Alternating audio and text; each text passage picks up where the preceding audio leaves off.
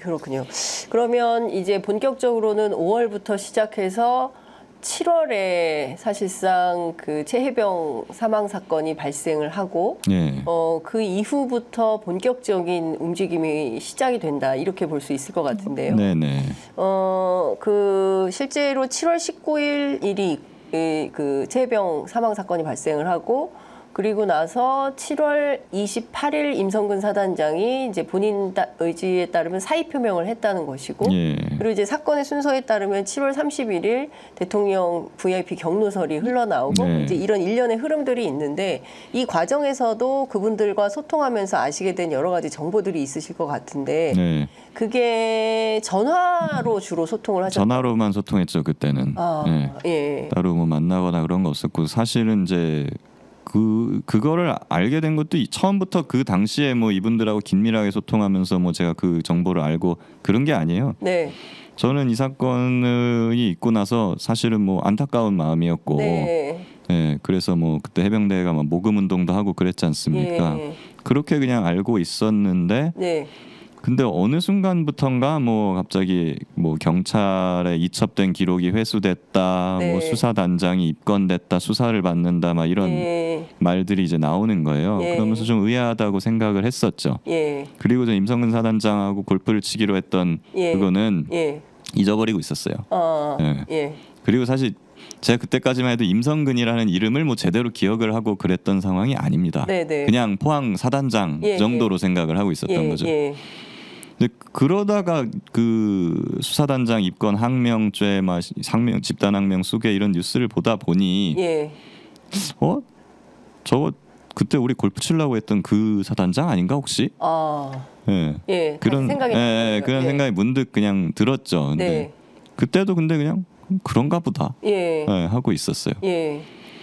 그러다가 그제 이제 한 8월 초쯤에 네. 그 송 선배하고 예. 이종호 선배하고 통화를 하는 과정에서 예. 제가 걸었는지 그분들이 전화를 걸었는지 잘 모르겠어요. 주로 이제 이종호 선배는 저한테 전화를 거시는 입장이긴 네. 했고 그래서 전화 통화를 하다가 예. 다른 뭐 잡담을 하고 뭐 이런 예, 얘기를 예. 하다가 제가 한번 물어본 거죠. 그게 예. 생각이 나서. 예. 그 해병대 사단장이 그때 우리 골프 치려고 했던 그 사람 맞아요? 그러니까, 예. 맞다고. 예.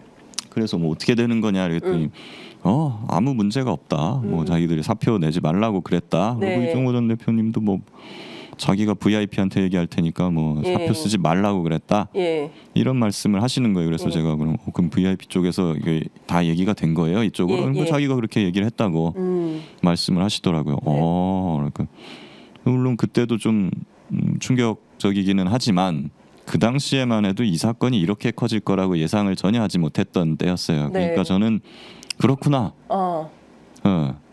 그냥 지나가는 뭐 어떤 뉴스에 나오지 않는 그런 흔한 인사청탁 정도의 일로 그냥 전 생각을 했죠. 네. 그 뉴스거리 정도로 생각 안 했던 거예요, 이걸. 예. 그래서 그냥 그렇게 그냥 알고 있었고. 네. 근데 다만 저는 그때 변호사로서 홍보하려고 제 개인 유튜브가 있잖아요. 네, 그걸 네, 만들어서 이제 막 하고 있었는데 네.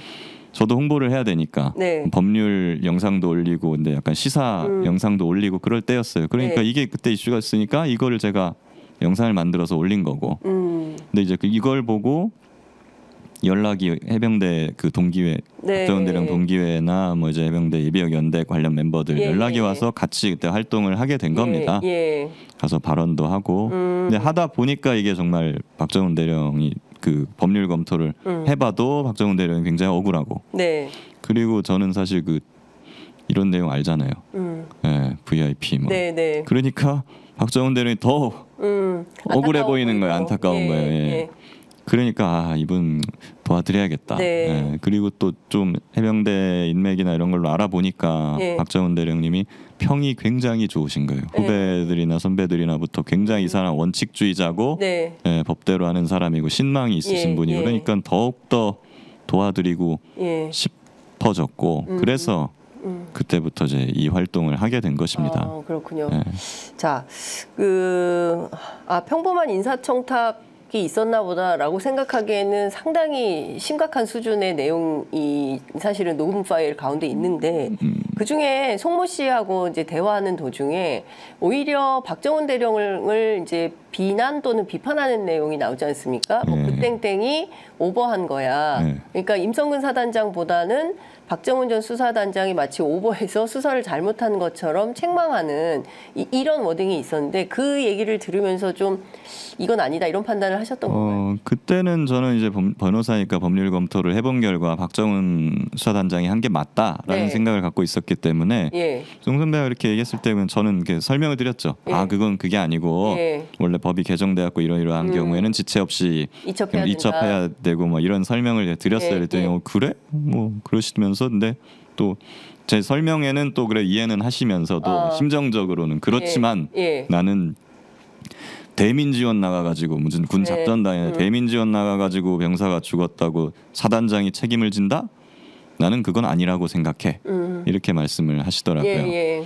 그때는 그냥 그럴 수 있다고 생각했어요. 왜냐하면 임성근 사단장하고 뭐 거의 10년 이상 알고 지낸 분이고 친하시잖아요. 그러니까 당연히 그러니까 임성근 편이다. 당연히 그쪽 임성근 사단장 쪽에서 얘기를 하는 거는 뭐 당연하다고 저는 그냥 생각을 했고 그랬었는데 지금 와서 생각을 해보면 그때는 별 생각 없이 받아들였는데 대민지원 나가서 이런 일이 있었다고 사단장이 그만두는 것은 말이 되지 않는다라는 그 워딩이 그 대통령이 경로하면서 했다는 워딩하고 되게 비슷하거든요.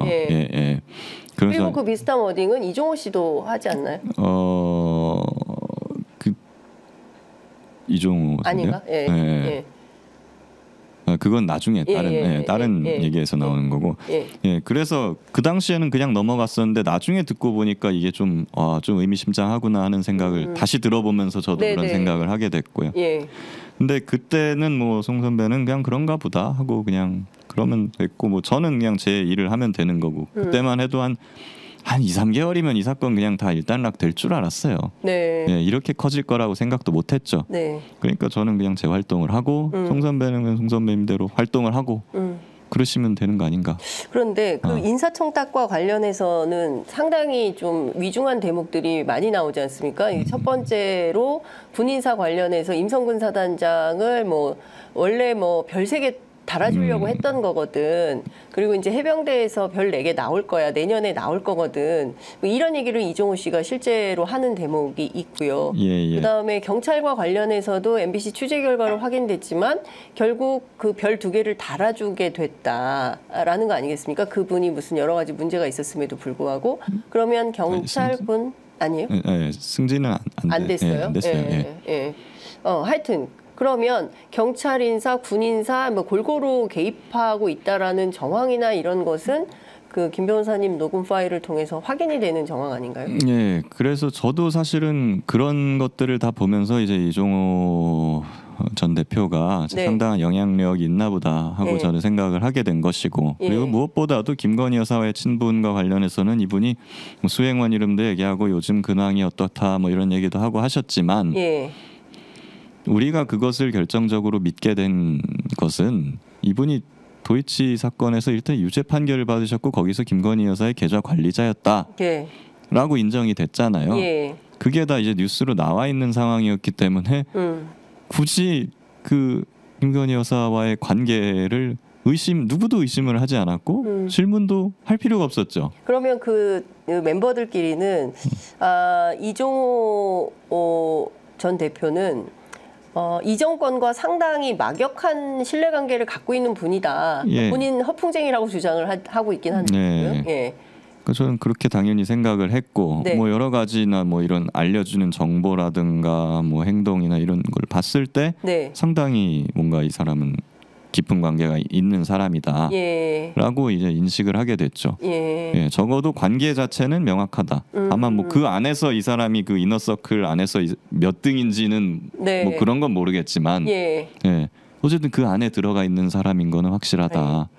그 이분이 수행원 이름을 직접 거명했다고 하셨잖아요. 그러니까 누구 씨를 통해서 김건희 여사에게 뭐 어떤 내용들의 민원이나 이런 것들이 다 들어가고 있다. 그 루트다. 이 수행원이 지금도 대통령실 안에 있습니까? 그건 모릅니다. 제가 1년 전의 일이고 그때는 술 먹으면서 그냥 들었던 일이라서 제가 그 이름을 기억을 하질 못해요. 실명을 거론하긴 했는데. 그러면 이 수행원과 이종호 씨하고도 굉장히 막역한 사이처럼 보이셨습니까? 뭐 누구 이름을 거론하면서 하니까는 뭐 아는 사이라고 얘기했죠. 그리고 그 당시에는 우리가 뭐 의심을 하고 그런 상황이 아니었어요. 지금이야 이제 기자님들이 그때 뭐 이런 질문을 했습니까? 저런 질문을 했습니까? 물어보지만 오히려 그 당시에 제가 이종호 그 선배한테 김건희 여사랑 얼마나 하세요? 한 달에 얼마나 자주 통화하세요? 이렇게 물어볼 수 있는 그런 상황도 아니었죠. 이게 그게 더 이상하잖아요. 그러면 뭐야 너? 왜 물어봐? 왜 물어봐? 막 이렇게 했겠죠, 그걸. 그러면 이종호 씨 입장에서는 김 변호사님을 어떻게 생각하는 것 같으셨어요? 그 부분은 저도 궁금하긴 합니다. 근데 이제 어쨌든 근데 이종호 선배는 저를 굉장히 잘 챙겨주셨어요. 맛있는 것도 많이 사주고 전화하면서 이제 격려하고 응원도 많이 해주시고 그래서 저도 잘 따랐죠. 인간적으로 굉장히 좋은 분입니다. 그리고 저도 이제 뭐 제가 검사였으면은 안 만났겠지만 뭐 저도 이제 변호사고 민간인이 됐잖아요. 그냥 뭐 저는 민간인으로서 그냥 제 일을 하면서 벌어먹고 살아가는 사람이니까 뭐 이런 분들 다 알아두면은 어차피 주변에 솔직히 말해서 사건도 많으실 것 같고. 주변에 사건이 많을 것 같고. 그러실 것 같고 그리고 뭐 그런 제가 뭐 거기서 소개를 받으면서 뭐 사건 수임에 도움을 받을 수도 있고. 그렇게 그냥 생각하면서 그냥 친하게 지냈었던 거고요. 이 정부의 어떤 로비스트 같은 느낌도 받으셨어요? 뭐 약간 그런 느낌도 있기는 했죠. 왜냐하면 이제 여러 가지로 뭐 구치소 관련 일이라든가 뭐 어떤 사건 관련된 일들을 저한테 이제 뭐 법률적인 부분을 자꾸 물어보시고 그랬거든요. 그리고 저도 그분한테 뭐 혹시 뭐 누구를 아십니까? 뭐 이런 식으로 제가 물어보기도 했고 사건과 관련해가지고 그렇기 때문에 뭐 그냥 이 정부 로비스트라기보다는 그냥 이 정부 관련 사람들을 많이 아는 인맥이 확실히 있는 그런 그런 사람으로 이제 저는 느꼈습니다.